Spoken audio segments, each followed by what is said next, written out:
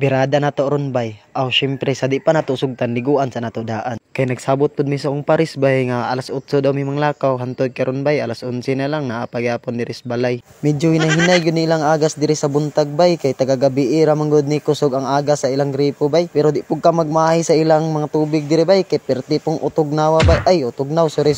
Ug tutprasan na din nato diri abay kay para daghan patag mabuhat diri sa balay. Ug karon pa day ko kabalik-balik og vlog day bay kay medyo apike gid atong mga niaging semana bay. Kay Pasko ug New Year bay, medyo hangover pa gyud atong mga panahon na bay. Ug di jud nato malikayan ning makainom ta bay kay once a year gyud ning Pasko ug New Year bay. Maong pasalamat gyud ta sa Ginoo bay nga ato ning nalampasan nga mga tuiga bay. Di pud madali ang tuig nga 2024 bay kay grabe mga challenges atong kinabuhi bay. Ug pasalamatan pud nato atong mga problema bay kay kung wala to nato nagian nga mga problema bay, dili ta magmalig-on sa atong kaugalingon bay. Maong karong 2025 bay, dili na ta madali og tarog sa mga problema nga maabot sa atong kinabuhi bay o mga pagsulay bay. So balik ta diri sa akong topic bay, maong nagsayo ko bay kay naapamila ko sa akong partner bay, among ipa-check up among anak kay pila na kaadlaw bay, gakalibanga bay. Ambot na unsa kani unsa kay nakaon niya ani bay. Maong ako anang giandam ang iyang mga bibiron bay, ako ana sa ding gihugasan bay para malimpyo gid siya bay.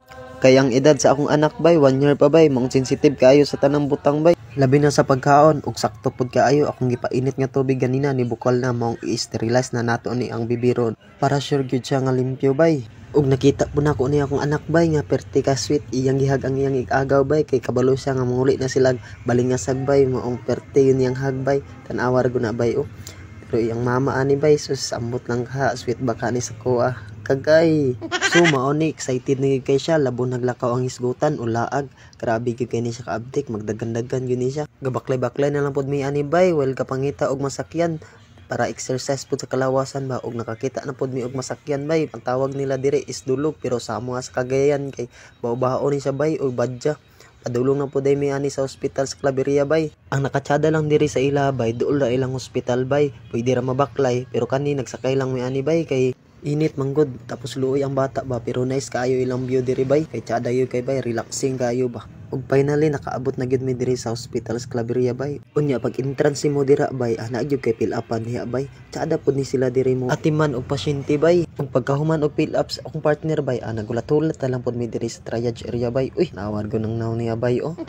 Cute pa bay. Ug diri gitawag na dayon mi bay ug matik patimbang na dayon na bay. Pero sad to sit ni baba gyud ang iyang timbang bay. Sa dating 12 kilo karon 10 kilos na lang bay. Ug napingis pa gyud akong bata sa pagpatimbang bay. Gusto pa gyud siya magpatimbang, arsa na lang siya sa iyang mama para di na maglingas-lingas dito. Ug ang result sa among pagpalaboratory bay, ang gikuha nga sample is ang iyang itats bay. Kamo nay sabot unsa nang itats bay basta kay mauna na bay.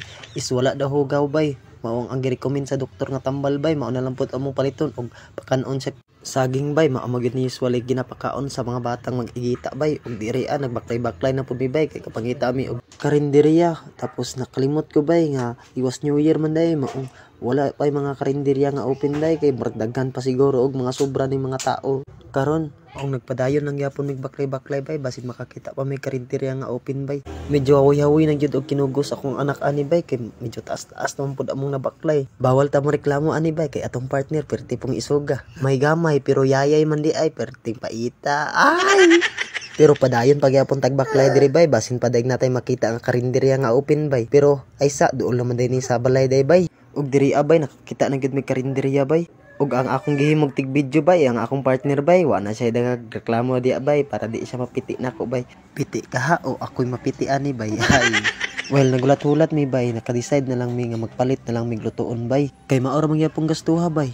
Unya kung magluto bay makasip pa ka bay. Ug mao na ni bay nakapalit na kog isda so diri lang sa tataman bay.